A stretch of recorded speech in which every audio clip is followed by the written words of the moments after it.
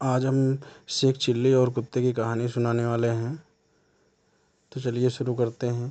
شیخ چلی اور کتے کی کہانی ہے۔ جناب شیخ چلی دنیا میں صرف 2 چیزوں سے ڈرتے تھے، گھر میں اپنی بیوی اور باہر کتوں سے۔ وہ گھر میں بیوی اور باہر کتوں سے ذرا بچ کر ہی رہتے تھے، کیونکہ انہوں نے بھی سن رکھا تھا کہ بھونکنے والے کتے کاٹتے نہیں۔ لیکن اس افواہ پر انہیں یقین نہیں تھا۔ انہیں یہ بھی لگتا تھا کہ کیا پتہ اس افواہ سے کتے واقف بھی ہیں یا نہیں،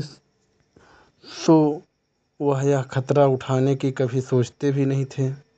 گاؤں کے کتوں کو بھی ان میں کوئی روچی نہیں رہ گئی تھی۔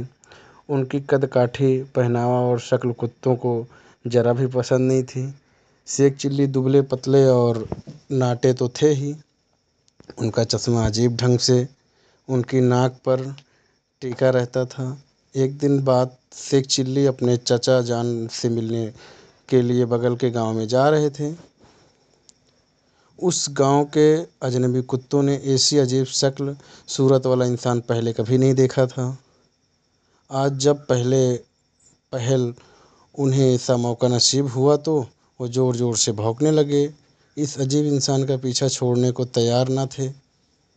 جہاں بھی شیخ چلی جاتے، کتے بھی پیچھے پیچھے بھونکتے ہوئے لگے رہتے۔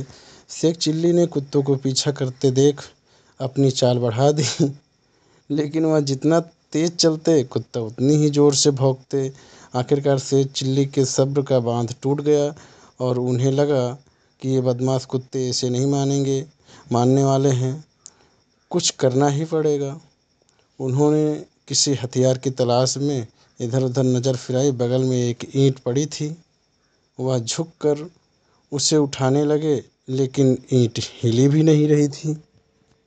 وہ تو زمین میں گڑی تھی۔ پوری طاقت لگا دینے کے بعد بھی شیخ چلی اسے اٹھانے میں ناکامیاب رہے۔ وہ ناراض ہو گئے اور غصے سے بھر کر گاؤں والوں کو گالیاں دینے لگے۔ ایک گاؤں والا ادھر سے گزر رہا تھا۔ اس نے شیخ چلی سے ان کی ناراضگی کا سبب پوچھا۔ بڑا عجیب گاؤں ہے، تمہارا شیخ چلی غصے میں ہی چلائے، یہ بھی کوئی طریقہ ہے؟ تم لوگ کتوں کو کھلا رکھتے ہو اور اینٹوں کو باندھ کر۔ تو دوستوں، اس کہانی سے آپ کو کیا سیکھ ملی؟ اور اسی طرح کی کہانیاں سننے کے لیے آپ ہمارے چینل کو سبسکرائب ضرور کر کے رکھیں۔ اگر آپ کی کوئی پسند کی کوئی کہانیاں ہیں تو آپ ہمیں کمنٹ کر کے ضرور بتائیں۔ ہم اس کہانی کو ضرور آپ کے سامنے پردرشت کریں گے۔ Thank you.